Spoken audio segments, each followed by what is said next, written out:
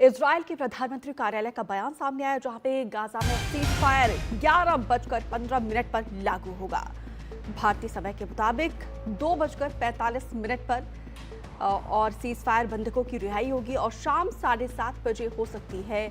Hamas आज से 3 बंधकों को रिहा करेगा और करीब 100 बंधकों को इजराइल से भी रिहा करेगा। सीज फायर के बीच यहाँ पे गाजा में जश्न का माहौल है। हमास और सिविल डिफेंस के लोगों ने जुलूस निकाला है। तो बड़ी जानकारी, इजराइल के प्रधानमंत्री कार्यालय का ये बयान सामने आया है। गाजा में सीज फायर 11:15 पर लागू होगा। पीएमओ की तरफ से ये स्टेटमेंट, ये बयान सामने आया है। भारतीय समय के हिसाब से 2:45 पर ये जो है लागू किया जाएगा। उमा ज्यादा जानकारी के साथ जुड़े हैं। उमा, क्या जानकारी इस पूरे मामले को लेकर? जी देखिए, तकनीकी तौर पर सीज फायर जो है वो शुरू हो चुका है, क्योंकि जो अगर वहाँ के स्थानीय समय के हिसाब से देखें तो 11:15 बजे शुरू हुआ, यानी कि अब से 10 मिनट पहले जो 15 मिनट पहले जो सीज फायर है वो तकनीकी तौर पर ज़मीन पर लागू हो गया। जो आखिरी डेडलॉक था वो यही था कि हमास की तरफ से जो आज बंधक रिहा होने थे उनकी नामों की सूची नहीं सौंपी गई थी, तो 3 नामों की जो सूची है वो हमास की तरफ से सौंप दी गई और उसके बाद जो है इस सीज फायर को आगे बढ़ाने की का जो निर्देश है वो इजराइल के प्राइम मिनिस्टर ऑफिस की तरफ से दे दिया गया। जो 3 बंधक आज रिहा किए जाने हैं, जो कि स्थानीय समय के हिसाब से 4 बजे और भारतीय समय के हिसाब से 7:30 बजे रिहा होंगे, वो तीनों महिलाएं हैं और उनके नाम हैं रूमी गौनेन, इमिली दमारी और डोरोन स्टेन ब्रिगचर।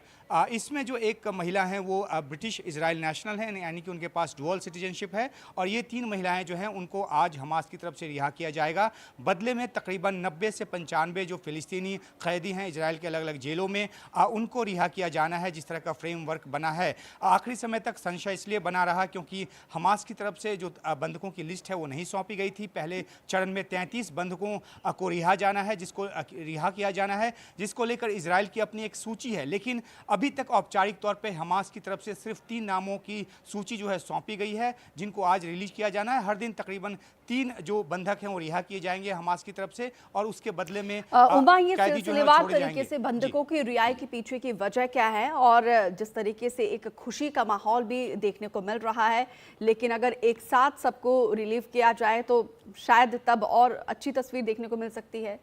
जी देखिए, इसके पीछे की कई वजहें हैं। अव्वल तो वजह यह है कि स्टेप बाय स्टेप इस समझौते को लागू होना है। हर एक दिन के हिसाब से हमास 3-3 बंधकों को इसलिए भी छोड़ रहा है क्योंकि बंधकों को उसने अलग अलग जगह पे रखा हुआ है और वहाँ से उन बंधकों को एक जगह लाकर इकट्ठा कर उनको रेड क्रॉस के ज़रिए जो है वो इजरायली अथॉरिटीज़ के हाथों हवाले किया जाएगा। तो कुछ तो जो ज़मीनी जो दिक्कतें हैं वो हैं, और दूसरी अहम बात यह भी है कि हमास नहीं चाहता कि एक साथ वो बंधक छोड़ दे और उसके बाद सीज़ फायर जो कि पहले चरण में 42 दिनों तक चलना है, ये भी हमास की तरफ से आशंका है कि अगर एक बार सारे बंधक छोड़ दिए गए तो इजराइल जो है दोबारा युद्ध शुरू कर सकता है, जिस बात के आसार इस रूप में भी नजर आ रहे हैं। क्योंकि कल रात को इजराइल के पीएम ने जो देश के नाम संबोधन दिया था उसमें उन्होंने साफ तौर पे कहा कि अमेरिका में जो बाइडेन एडमिनिस्ट्रेशन अभी हैं और कल जो ट्रंप एडमिनिस्ट्रेशन ओथ लेने जा रहा है, जो ट्रंप ओथ लेने जा रहे हैं, उनकी तरफ से ये कहा गया है कि अगर हमास शर्तों को नहीं मानता है तो इजराइल जो है वो हमास के खिलाफ फिर से हमले शुरू कर सकता है।